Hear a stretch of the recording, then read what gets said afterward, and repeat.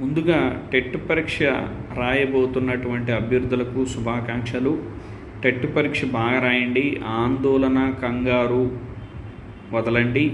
చక్కగా ఇచ్చినటువంటి ప్రశ్నాపత్రాన్ని క్షుణ్ణంగా చదివి చక్కగా చలాకీగా ఉండండి.